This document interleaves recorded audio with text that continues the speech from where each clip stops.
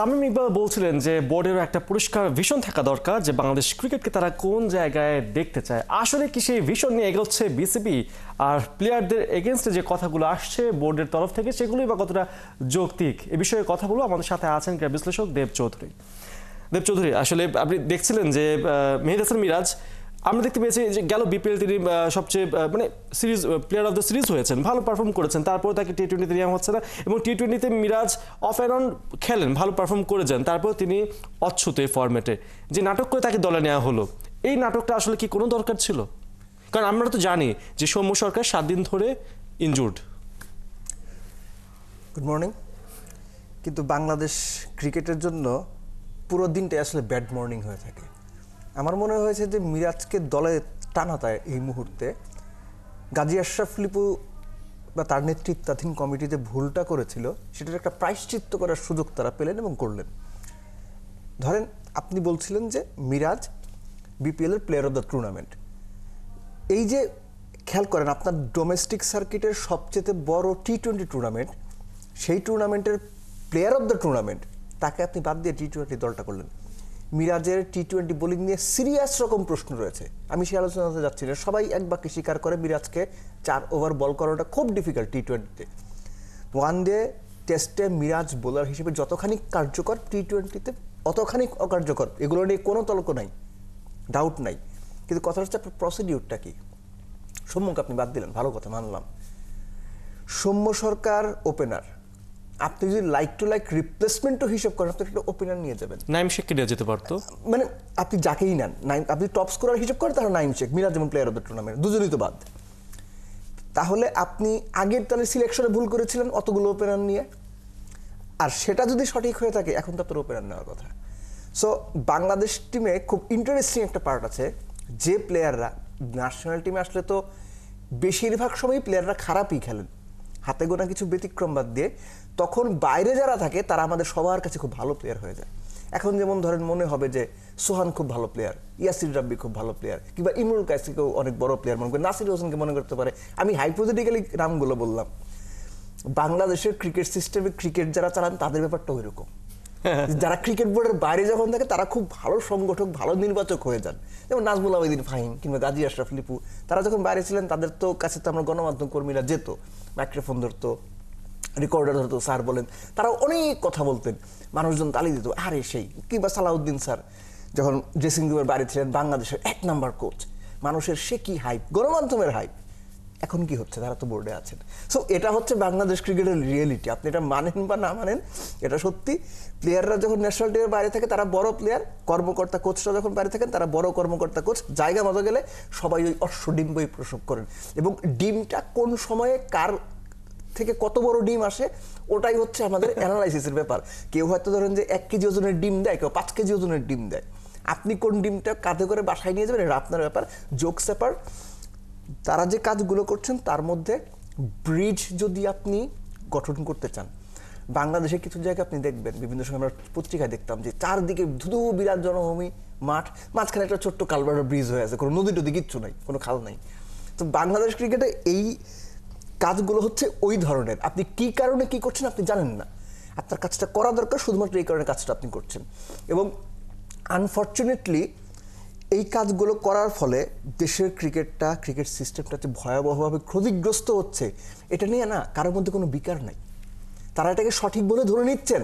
এবং আপনি দেখেন যে আপনার প্রধান নির্বাচক একজন particular individual, not necessary Miraj, এটা আপনি অন্য যে কেউ একটা 19-এর প্লেয়ারও হইতে পারতো, তাকে না নেয়ার ব্যাপারে যে ব্যাখ্যাটা দিচ্ছেন, আরেকজন বোর্ড কর্তা সম্পূর্ণ ভিন্ন ব্যাখ্যা দিচ্ছেন কিংবা উল্টো ব্যাখ্যা দিচ্ছেন, আবার সেই প্লেয়াররা আপনি নিচ্ছেন।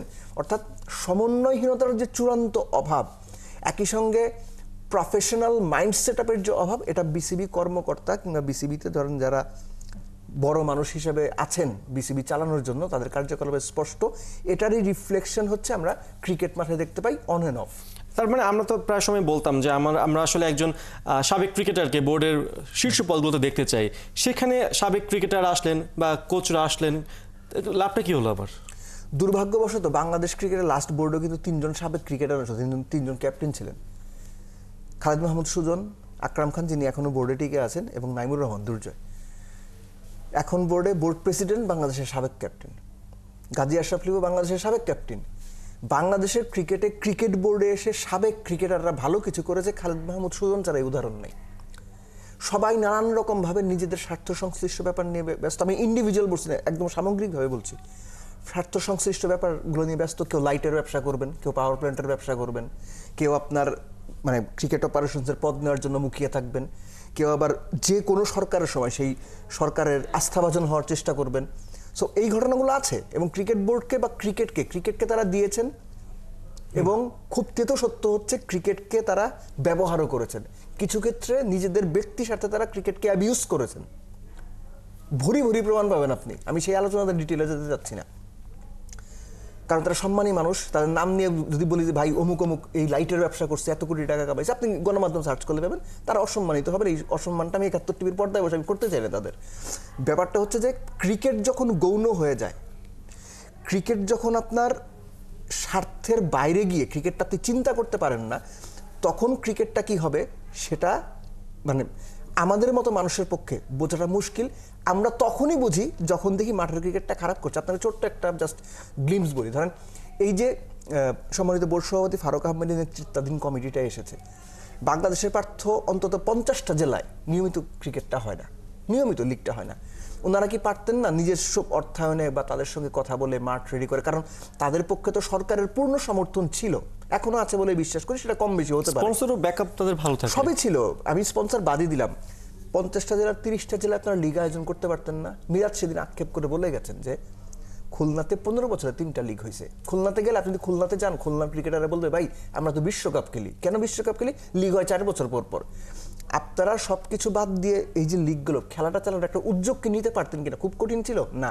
তাদের চিন্তা কি, ডিস্ট্রিক্টের কাউন্সিলর কারা হবে, ঢাকার ক্লাব ক্রিকেট ওই ক্লাবটা আমার কবজায় আছে তো, ওই ক্লাবের লোকটা আমার ভোট দিবে তো, বা কাউন্সিলর, নাকি ওর কাউন্সিলরশিপ বদলায় অন্য কাউকে দিব।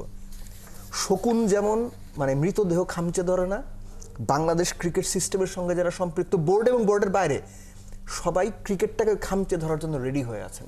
সবার দরকার হচ্ছে চেয়ারটা। কারণ চেয়ারটা যদি ধরতে পারেন আপনি, আমি সবার কথা বলছি না কিন্তু বেশিরভাগই তাই, ধরেন 90% এরকম, 10% হচ্ছে যারা সত্যিকার অর্থে ক্রিকেটটাকে ভালোবাসেন, ক্রিকেটের জন্য করতে চান, প্রয়োজনে পকেটের টাকা খরচ করে ক্রিকেটটার উন্নয়ন করতে চান। কিন্তু 90% বোর্ডের এক্সিস্টিং এবং বাইরে ক্রিকেট থেকে খুব লেখাবেন, ক্রিকেট থেকে বেনিফিট নেবেন। ঠিক একইভাবে আসলে এই যে এক্সিস্টিং যারা আছেন আর বাইরে যারা আছেন তাদের খামছে আসলে পাইপলাইনের কি অবস্থা দাঁড়ালো সেই বিষয়ে কথা বলেছেন খালেদ মাসুদ পাইলট। শুনে আসি তিনি কি বলেছেন। দর্শক দেখে আসছি খালেদ মাসুদ পাইলটের সেই তার কথাটি, তার মন্তব্যটি আমাদের জানাচ্ছেন, তুলে ধরেছেন সাইফুল রূপক। কোয়ালিটি প্লেয়ারের অভাব এই সিরিজ বলে না, বাংলাদেশ টিমের ক্রিকেটের জন্য সতর্কবার্তা। শুধু কি সতর্কবার্তা, এ তো 10 নম্বর বিপদ সংকেত। যেন একটা বড় ঝড় ধেয়ে আসছে। বাংলার ক্রিকেটকে কি লন্ডভন্ড করে দেবে? দেশে বিদেশে তুলনামূলক দুর্বল দলের বিপক্ষে একের পর এক অসহায় আত্মসমর্পণ। টাইগারদের অস্তিত্ব কি টিকে থাকবে?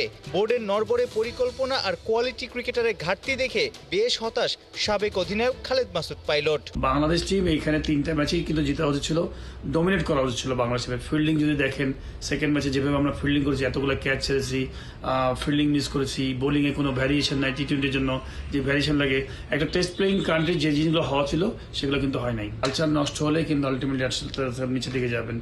কোয়ালিটি প্লেয়ারের অভাব, আপনি যদি দেখেন যে কোয়ালিটি প্লেয়ার ভালো রেগুলার ধারাবাহিকভাবে রান করবে সেগুলো কিন্তু নাই। ঘুরে ফিরে কিন্তু যারা পারফর্ম করছে না, আবার হয়তো 2টা ট্যুর বা একটা ট্যুরের পরে আবার এসে ব্যাক করছে। তো কোয়ালিটি পারফর্মার নাই বলেই কিন্তু আলটিমেটলি আপনি যে কোনো টিমের সাথে আপনি অনেক সময় ছোট ছোট দলগুলোর কাছে হেরে যাচ্ছেন। আরব আমিরাতের ক্রিকেটারদের হাতে সিরিজের ট্রফি, এটাই তো বাংলার ক্রিকেটের সবচেয়ে বড় মাইনাস পয়েন্ট। এর মধ্যে সেলিব্রেশনের সময় নাগিন ড্যান্স, শান্ত লিটনরা কোথায় মুখ লুকাবে? গেল বছর যুক্তরাষ্ট্রের বিপক্ষেও টি20 সিরিজ 2-1 হেরেছিল বাংলাদেশ। সবাই সামনে আগায়, টাইগাররা যেন ছুটে উল্টো পথে, লজ্জায় ডুবে। ইউএই টিম আমার কাছে মনে হয় না যে এত ফ্যাসিলিটিস দিয়ে তারা ক্রিকেট খেলে। তাদের মধ্যে মানসিকতা ছিল যে বাংলাদেশকে হয়তো হারাবো, এবং আপনি যদি দেখেন যে তারা কিন্তু বেটার ক্রিকেট খেলেছে আমার কাছে মনে হয়। In the field, of the field মাঠের বাইরেও কিন্তু ম্যানেজমেন্টের অনেক বড় দায়িত্বগুলো আছে, সেই দায়িত্বগুলোতেও কিন্তু ভালো কোয়ালিটি পেশাদারিত্বের পরিচয় দেখা যাচ্ছে না। তো মাঠের পারফরমেন্স তো প্লেয়ারদের কাছ থেকেও ঠিকভাবে আসছে না। তো আমি মনে করি অবশ্যই অ্যালার্মিং, এবং এখন থেকেই আমার কাছে মনে হয় যে অনেক লেট, তারপরে বলবো যে ঘুরে ব্যাক করা উচিত। বিকজ বাংলাদেশের ক্রিকেটটা একটা ব্র্যান্ড, বাংলাদেশের মানুষ এখানে অনেক, এটা হৃদয়ের একটা জায়গা। ভালো কাজ করতে হবে, যারা বিশেষ করে যারা ম্যানেজমেন্ট আছেন, আমি মনে করি এটা বেশি মনোযোগ দেওয়া উচিত। পঞ্চপাণ্ডবের বিদায় সাবেক ক্রিকেটার ও এক্সপার্টদের মতে পরের ব্যাচগুলোতে নেই সাকিব তামিমদের অর্ধেক কোয়ালিটির খেলোয়াড়ও। তবে কি আসছে দিনে কালে ভদ্রেই মিলবে জয়ের দেখা? বছর জুড়েই থাকবে হতাশা? এজন্য অশনি সংকেত বাংলাদেশের ক্রিকেটে। সাইফুর রূপক, ৭১। আসলে অশনি সংকেত কত দূর পর্যন্ত আমাদের ভোগাবে সে বিষয়ে আমরা আবার ফিরছি। আমাদের সাথে রয়েছেন ক্রীড়া বিশ্লেষক দেব চৌধুরী। আমরা দেখে থাকি যে কোনো একটা দলের যখন ট্রানজিশন পিরিয়ড চলে তখন আসলে সেই দলটা ঘুরে দাঁড়াতে ২-৩ বছর লেগে থাকে। শ্রীলঙ্কাকে আমরা দেখেছি তারা ফাইট করছে। বাংলাদেশের ক্ষেত্রে কি হবে? আমরা যাদের সার্ভিস এতদিন পেয়ে গেছি তারা ১৫-১৬ বছরে তাদের ডেবু হয়েছিল, তারা সার্ভিস দিয়ে চলে গেছেন। এখন যে গ্যাপটা তৈরি হয়েছে, মানে এখন আমাদের যে গ্যাপটা, সেই গ্যাপটা পূরণ হতে আরও কি ১৫-১৬ বছর লাগবে? এই যে ১৫-১৬-১৭ বছর সার্ভিস দিয়েছেন না, এই সার্ভিস নেওয়াটা ভুল হয়েছে। ১৭ বছরের সার্ভিস নেওয়াটা ভুল হয়েছে, বিরাট ভুল হয়েছে। ২০১৯ বিশ্বকাপের পরেই বাংলাদেশের ৫ যে সিনিয়র কথা বলা হয়, আমি ২০১৯ বিশ্বকাপ স্পেসিফিক্যালি বলছি, ওটাই হওয়া উচিত ছিল তাদের সবার লাস্ট বিশ্বকাপ। সেটাও যদি না হয়, তাদেরকে ব্রেক দিয়ে দিয়ে খুব স্পেসিফিক তাদের গেম টাইম লিমিটেড করে আনা উচিত ছিল। সাকিবের বিকল্প ওই জায়গায় আমার অলরাউন্ডারটাকে, মুশফিকের বিকল্পটাকে, রিয়াদের জায়গায়কে, মাশরাফির জায়গায় আমি পেস বোলার নিয়ে সংকট আসলে অত বেশি ছিল না, এখনও খুব বেশি নেই, পারফরমেন্স অন্য জিনিস। এই বিষয়টা ক্রিকেট বোর্ড ভুল করেছে। কেন? আমাদের ওই যে সাংবাদিকদের আলোচনায় একটা কথা হচ্ছে মাখন খাওয়া। ক্রিকেট বোর্ড মাখন খাওয়ার চেষ্টা করেছে। আপনি যখন একটা এন্টায়ার সিস্টেমে, সেটা ক্রিকেট ফুটবলও হতে পারে, হকি হতে পারে, ওই পার্টিকুলার বোর্ড বা ফেডারেশনের সব ফোকাস যখন জাতীয় দল কেন্দ্রিক, তখন আপনি বুঝবেন there is something wrong, seriously wrong. বাংলাদেশে সেটাই হচ্ছে। যখন আপনার ফোকাসের মূল জায়গাটা শুধুমাত্র জাতীয় দল, তখন আপনার ওই স্পোর্টস মুখ থুবড়ে পড়তে বাধ্য। ক্রিকেটের ক্ষেত্রে এটা হয়েছে, অন্যান্য স্পোর্টসের ক্ষেত্রেও। আপনি হয়তো একটা পার্টিকুলার জেনারেশনের কারণে বা কিছু হাই কোয়ালিটি স্কিলফুল প্লেয়ারের কারণে একটা স্টেজ পর্যন্ত ভালো করবেন, ভালো করতে থাকবেন, কিন্তু আপনি যখন ফল করবেন খুব বাজেভাবে ফল করবেন। একতলা থেকে পড়ার 10 তলা থেকে পড়ার মধ্যে পার্থক্য আছে। বাংলাদেশ ক্রিকেট তো 10 তলা থেকে পড়তেছে, এটা একটা বড় সমস্যা।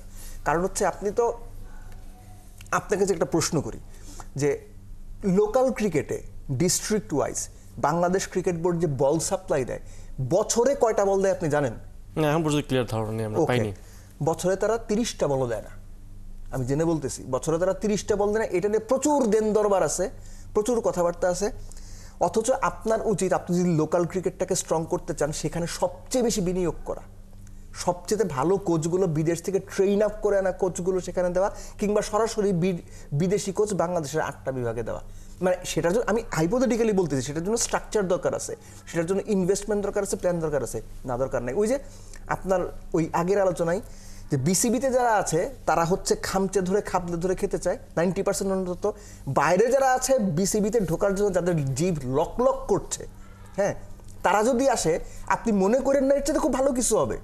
অবশ্যই। নাজমুল হাসান পাপনের বোর্ডে যে 2-1 নাম আসে যে তারা এই করেছেন, ওই করেছেন, খারাপ করেছেন, এখন যারা আছেন তারা তার চেয়ে খুব ভালো কিছু করছেন না। যারা লাইনে অপেক্ষা করছেন যে ভাই একটু খালি সুযোগ দে, দেখ না কি করি, সেটাই ও আপনাকে দেখাই দিবে যে তারা আসলে ঠিক কতখানি ক্রিকেটটাকে অপদস্থ করতে পারেন ও ক্রিকেট থেকে নিতে পারেন। This is so unfortunate part. এটা ক্রিকেট না, শুধু বাংলাদেশের অলমোস্ট সব সেক্টরে অবস্থাটা এরকম। সেটাই আমরা দেখতে পাচ্ছি যে সামনে যেহেতু নির্বাচন রয়েছে, বিসিবির সেই খামচিটা আরো অনেক দূর এগোতে পারে, আরো ভয়ঙ্কর হবে। সেটাই আসলে আমাদের জন্য অশনি সংকেত। অনেক ধন্যবাদ দেব চৌধুরী আমাদের সাথে থাকার জন্য।